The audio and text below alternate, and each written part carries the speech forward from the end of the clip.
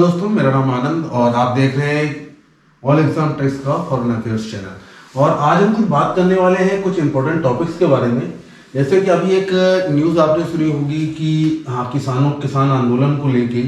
जो कुछ इंटरनेशनल जो पब्लिक फिगर्स हैं, बिग पब्लिक फिगर्स जैसे लाइक रिहाना और कुछ जैसे इन जैसे सेलिब्रिटीज ने अभी जो है कुछ ट्वीट्स किए हैं, जिसके बाद ये मुद्दा और भी गर्म हो गया है इंटरनेशनल मार्केट में।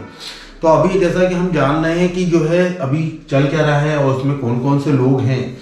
कौन कौन से ऐसे बड़े लोग हैं जिन्होंने इस तरीके का ट्वीट किया हुआ है। तो इसमें हम जैसा कि हम जानते हैं कि जो अमेरिका में उपराष्ट्रपति बनी हैं अभी, वो भारतीय मूल की हैं और उनकी भांजी हैं मीना हैरिस। तो इन्होंने क्या किया है कि इन्होंने एक ट्वीट किया है और इसके साथ ही बहुत ही बड़े बड़े जो, और आपने नाम सुना होगा, एक पूर्व कहना सही रहेगा, पूर्व लगाना सही रहेगा इनके नाम के आगे, पूर्व पॉर्न स्टार मिया खलीफा और कनाडा के जो जस्टिन ट्रूडो और यहाँ पर पॉप सिंगर रिहाना, इन्होंने अभी जो है इस तरीके का कुछ ट्वीट किया है। और एक कॉमन पैटर्न इसमें से मिल रहा है कि जो है कुछ एक ही सिमिलर काइंड ऑफ CNN की एक न्यूज़ है, जैसा कि आप देख सकते हैं मेरे पीछे भी कि जो है जो ये एक ट्वीट है जिसमें आप देख सकते हैं नीचे जो है एक CNN का एक न्यूज़ जो चल रही है, उसी को इन्होंने टैग करके उस पर इन्होंने किसानों के बारे में लिखा है। और अभी तक जो इसका सिनेरियो है, ये अभी तक जो है करीबन जो है 2.25 लाख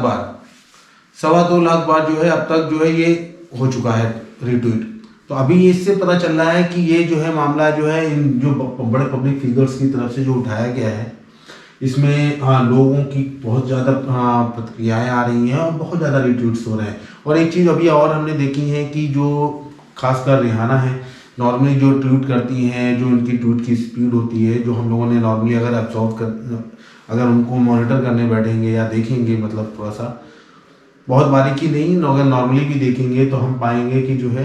8 से 10 हज़ार रीट्वीट ईजिली उनको मिल जाते हैं। बट यहाँ पर अभी हम देख रहे हैं कि जो है 2,25,000 एक बेहद शॉर्ट नोटिस में जो उनको मिले हैं। तो ये एक चौंकाने वाली बात है। और इसी पे जो है जो आप इसके ये देख सकते हैं कि ये जो है मीना जो हैरिस हैं, इन्होंने ये ट्वीट किया हुआ है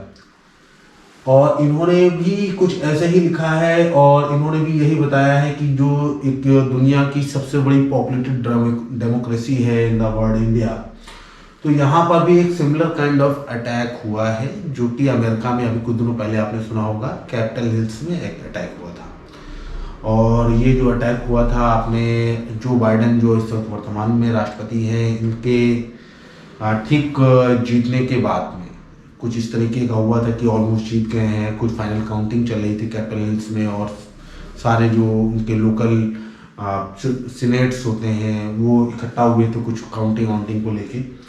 तो उसी में जो है तब ट्रम्प के जो समर्थक थे उन्होंने अटैक किया था। तो अभी हम देख रहे हैं जो है अब इन्होंने भी एक इसी तरीके का एक ट्वीट किया हुआ है। तो अभी जो हम देख रहे हैं कि जो इस तरीके की जो अंतर्राष्ट्रीय बड़े मंच की जो बड़े लेवल की जो पब्लिक फिगर्स हैं, उन्होंने जो किया हुआ है इस मामले में इंटरफेरेंस, मतलब कूद गए हैं एक तरीके से। तो इसके बाद जो है हमारी जो भारत सरकार है, नरेंद्र मोदी गवर्नमेंट है, ये भी बहुत ही एग्रेसिवली पर्टिकुलरली काउंटर करने के लिए आ गई है फ्रंट पे। और इन्होंने आते जो सबसे पहला कमेंट बोले आप या ट्वीट बोले या कुछ भी बोले, मतलब एक काइंड ऑफ मैसेज सेंड किया है कि जितनी भी इस तरीके की जो बड़ी पब्लिक फिगर्स हैं, इनको कोई भी जानकारी शेयर करने से पहले या कोई भी जानकारी अपने लोगों तक पहुंचाने के लिए जो है पहले उसके सोर्स की क्रेडिबिलिटी और उस इंफॉर्मेशन के बारे में जांच पड़ताल जरूर करनी चाहिए। अभी यहाँ पे जैसा कि हम जानते हैं कि रिहाना एक बहुत वेल नोन पब्लिक फिगर है और अभी जो है जिस तरीके से इन्होंने ट्वीट किया है और आप सब ने और हमने देखा है कि 26 जनवरी वाले दिन क्या हुआ, किसानों ने किस तरीके से प्रदर्शन किया, किस तरीके से उन्होंने वहाँ पे जो पुलिस वाले सिक्योरिटी के लिए लगे होते हैं, नॉर्मली आप भी जब और सभी लोग जानते हैं कि 26 जनवरी को दिल्ली जो है ऑलमोस्ट किले में तब्दील कर दी जाती है। चप्पे चप्पे पे सुरक्षा होती है, हर चौराहे पे पुलिस मिलेगी, पैरामिलिट्री मिलेगी, और कई सारी जो इंटेलिजेंस सिक्योरिटी एजेंसीज होती हैं उनके भी जो है लोग वहाँ मौजूद रहते हैं। तो वहाँ पर अभी जो हम लोगों ने देखा कि किस तरीके से बैरिकेडिंग तोड़ते हुए जो है जो ट्रैक्टर रैली निकाली गई, और जो तय रूट था उस तय रूट से हटकर ये लाल किले पे आए। लाल किले पे आने के बाद में जो है वहाँ पर जो खालसा पंथ का जो बोलते हैं झंडा फहराया। अभी इस मामले में जो है मैं उतना श्योर नहीं हूँ कि वो एक खालिस्तानी झंडा था या जो धार्मिक झंडा था। अभी इसको लेके बहस चल रही है, अलग अलग चैनल्स में अलग अलग लोग बता रहे हैं कि कुछ लोग कह रहे हैं कि नहीं ये एक खालिस्तान का झंडा था, और कुछ लोग कह रहे हैं नहीं ये खालसा पंथ का था, मतलब सिख धर्म से जुड़ा हुआ झंडा था। नॉर्मली आप देखते हैं कि इस तरीके के जो झंडे होते हैं ये लोग लगाए होते हैं अपनी गाड़ियों में, लगाए उस वक्त ट्रैक्टरों में लगाए थे, और आपको गुरुद्वारों के बाहर भी इस तरीके के झंडे मिलेंगे। तो ये एक धार्मिक झंडा है, पवित्र झंडा है, इसमें कोई भी आपत्ति नहीं है। लेकिन जो है जो जगह चुनी गई वो जगह राष्ट्रध्वज फहराने वाली जगह थी, और आपको भी और मुझे सभी को लोगों को ये बात तो वेल नोन पता ही होती है कि जहाँ पर राष्ट्रध्वज की सम्मान की बात होती है या राष्ट्रध्वज यहाँ पर सम्मान जो है फहराया जाता हो प्रधानमंत्री के द्वारा, तो वहाँ पर इस तरीके का धार्मिक झंडा लगाना मेरी समझ से ठीक नहीं है। क्योंकि हालांकि इस देश में धर्म की सभी को आज़ादी है, अपने अपने धर्म को, अपने अपने पंथ को, मजहब को सभी लोग फॉलो कर सकते हैं, लेकिन I think there is some limit for everything. But ये खैर गौर करने वाली बात है। सरकार इस मामले में जांच कर रही है, सरकारी एजेंसियां लगी हुई हैं, देखते हैं जांच में क्या निकलता है और कौन लोग इसमें दोषी हैं, किन लोगों ने इंटेंशनली जो है एक तय रूट से हटकर लाल किले पे गए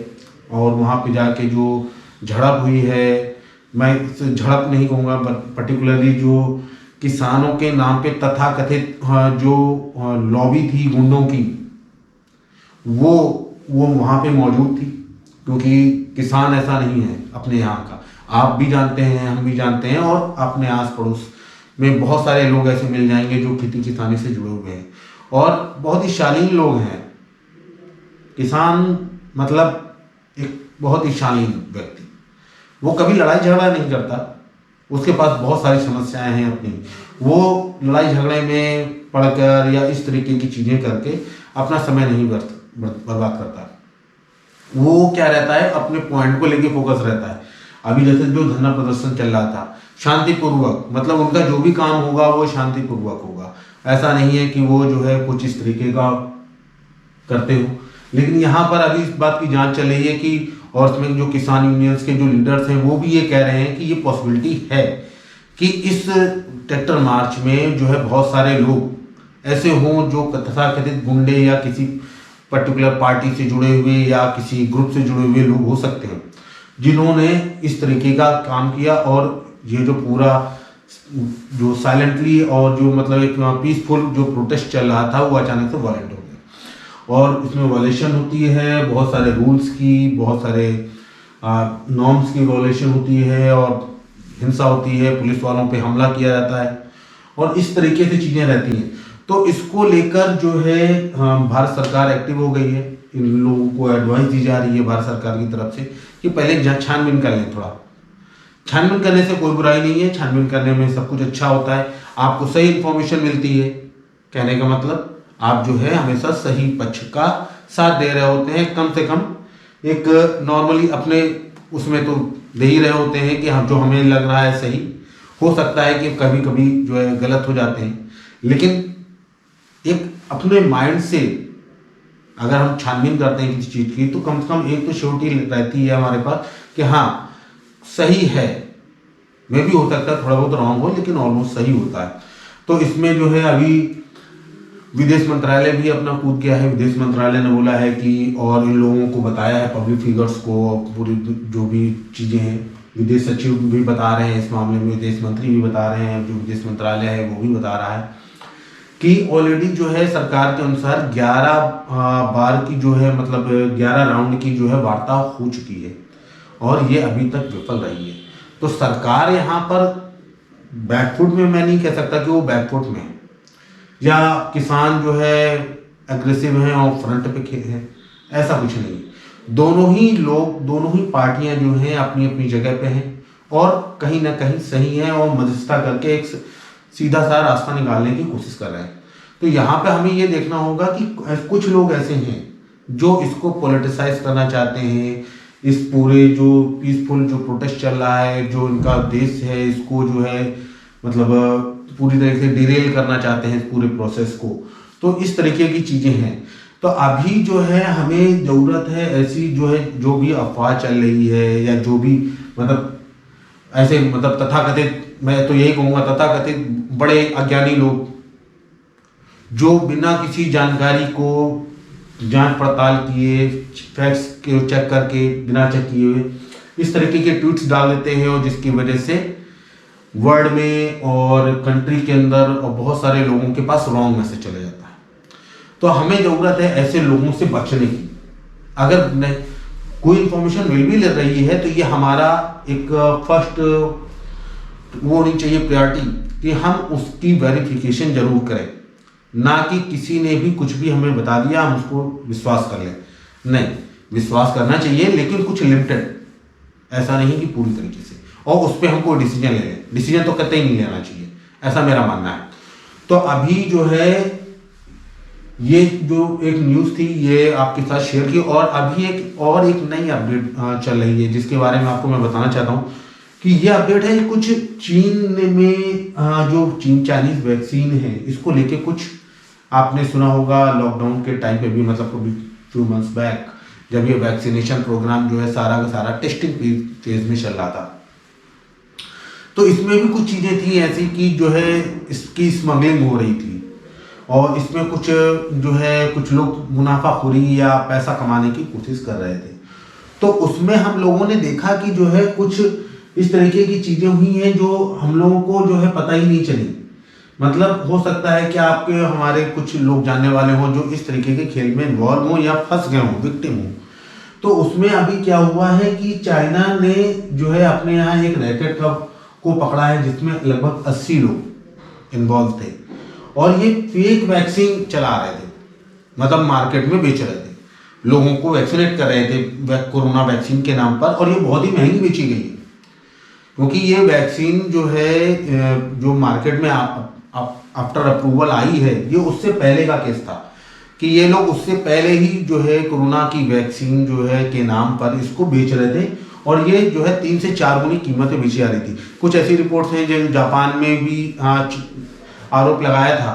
कि हमारे यहाँ जो चाइना जो है स्मगलिंग कर रहा है कोरोना की वैक्सीन। तो इस तरीके की जो कुछ चीज़ें थी ये तो, और ये तभी का प्रोसेस है जब अभी कोई भी वैक्सीन अप्रूवल में नहीं थी। तो इससे ये लग रहा है कि जो इस तरीके की ग्रुप है ये वर्ल्ड के कई नेशंस में एक्टिव है। अभी जैसे कुछ मामले आए थे कि इसमें जो ओवरऑल कई सारे देश हैं, किसी में 10,000, किसी में 5,000, किसी में 4,000, जैसे जापान में 1200 के आसपास उन्होंने रफ फिगर बताया था, लेकिन अभी वो चेंज हो गया होगा, काफ़ी पहले की बात थी। तो अभी ये पता चल रहा है कि इवन चाइना में हजारों लोग ऐसे हैं जिनको इस तरीके की वैक्सीन लगाई गई है, बच्चों को, बुजुर्गों को, औरतों को, सभी लोगों को इस तरीके की चीज़ें हुई हैं। तो अभी हमें भी ज़रूरत है कि इस तरीके की चीज़ों में अवेयर रहें, गवर्नमेंट के साथ में रहें, गवर्नमेंट के जो भी गाइडलाइंस हैं, जो भी टाइम पे नोटिफिकेशंस आते हैं, हमें वो जो है बहुत ही क्लोजली उन्हें वॉच करना चाहिए, फॉलो करना चाहिए कि क्या गवर्नमेंट हमसे बोल रही है, क्या एक्सपर्ट्स बोल रहे हैं, क्या डॉक्टर्स हमसे बोल रहे हैं। ऐसे ही नहीं कि हमें जो है किसी भी अफवाह में पढ़कर या किसी भी वैक्सीन या किसी भी चीज़ की लालच में पढ़कर कोई रॉन्ग डिसीजन ले लें, क्योंकि कोई फ़ायदा नहीं होगा। क्योंकि जो ये रॉन्ग वैक्सीन जो लगाई जा रही थी, फेक वैक्सीन, इसके बारे में जो पता चला तो ये पता चला कि जो है नमक और पानी का घोल, एक मोटा मोटा अगर भाषा में बोले एक इजी लैंग्वेज में, तो पानी का, नमक और पानी का घोल को ये जो है इंजेक्शन की फॉर्म में दे रहे थे। इससे कोई बॉडी में साइड इफेक्ट नहीं होता, लेकिन वो वैक्सीन भी नहीं हो। आप अगर सोच रहे हैं कि मैंने कोरोना की वैक्सीनेशन हो गया मेरा और अब मैं सेफ हूं, तो नहीं, आपने नमक पानी का घोल यूज किया है, वो भी 3 से 4 गुनी कीमत ज्यादा देके। तो हमें ज़रूरत है कि इस तरीके की अफवाहों से बचें और इस तरीके की चीज़ों से बचें। आज के लिए इतना ही, फिर मिलेंगे अगले वीडियो में। Thank you guys, have a great day, bye bye.